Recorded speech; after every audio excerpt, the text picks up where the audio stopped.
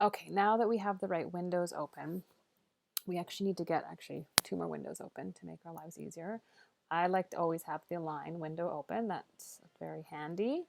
And then lastly, that styles one, because we have these, obviously we in the past, or sorry, the previous document, we had styles applied, object styles applied to all of our image frames. Now, image fitting. So we don't want image fitting when we have the, sorry, I'm going to get rid of the caption. I just did that automatically without telling you why. We're going to switch out this image with a video. So we're just going to file place like we have in the past, but because we have an object style applied to it, the object style is actually going to mess up the video a little bit. So I'm going to click on none to get rid of that object style before I now go file place. And I have an MP4 here. It's just a, so you notice when I place that, you don't see anything. But if I have my media window open, I can see that there is actually a video there. Now, this is actually called the post screen. So the post screen is kind of like the preview. So if you want the post screen, you know, if you want the document to open with an image and not just a blank page, you need to change that post screen either to something, sorry, I'm going to do from current frame. Now, if you want the frame to be, you know, if you want it to, you know, if your video has, you know, something really boring at the beginning and something really interesting partway through, you know, if it's a long video showing many different objects and images, then you can change the kind of the starting image.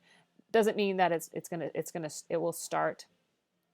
The video will start at the beginning, but the image that you actually see on the document can be any one of the frames within that video.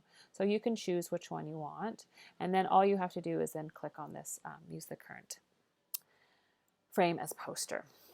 Now, at the very bottom, very left-hand bottom of this media window, there's a little button that actually brings up another window, and I have it already open. So I'll close it so you can see it in action. So here is this preview button. Now the default is it just, for some reason, it's usually really tiny. So I like to see what I'm, you know, see it well. So when I go play preview, and so actually you see that there, you can kind of see it. So this is like EPUB interactive preview. Can be handy for previewing what the interactivity is going to look like. But that being said, I'm always very kind of leery of it, and I like to export it. I continuously export my interactive PDFs just to kind of test and make sure that they're working. First off, though, I am going to save it, and I'm going to save it as a whole nother package. And I'm going to call this the interactive one.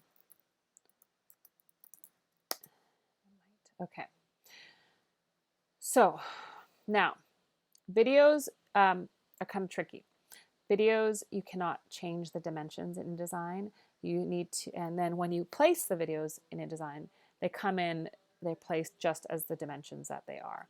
So unless you have the capabilities within a video production or video editing software to change the dimensions, what happens when you place a video file in your PDF or your InDesign document, it actually just,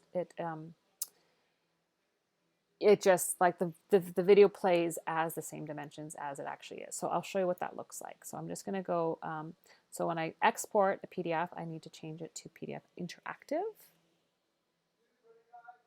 So make sure it says spreads and make sure you have include all. And then when you export it, just press OK here. This might take a second.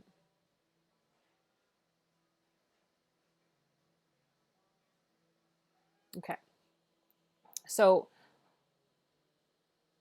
there is the video. And I click to activate it. This might just say, don't trust it. Is it going to work? See, I don't know if it's working. I feel like I've done so. Oh, there it goes. Now you notice when I selected it, when I clicked on it, it kind of this, it popped out. And that's because that's the dimensions of the video. So this actually uses, I'm pretty sure this uses Flash. So when I click on it, you'll see that it kind of pops out. Now, thankfully, it's not covering up our text, so it doesn't bother me. When I go back to the InDesign document, you can see that it's on the, it's, you know, it actually is popped out a little bit. So if that's really bothering you, you can fiddle with changing the dimensions of the frame.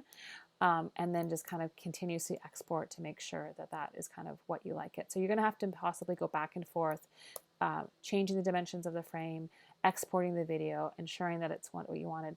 This doesn't bother me too much because once the video stops playing, it kind of, you know, it kind of goes in within, you know, relatively okay cropping and sizing.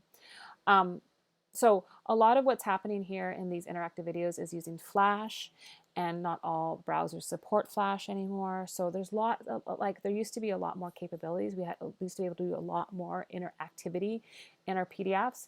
We can't do that anymore because of Flash being kaboots. So this is just kind of what we get is what we have here. So in the next video, so spend some time maybe fiddling with the framing and kind of getting it to where you want it to be. I mean, if you really, you could try moving the frame in and see what happens. I'll do a little bit of experimentation myself before the next video and just kind of see where I can get it. And then in the next video, we'll add some audio.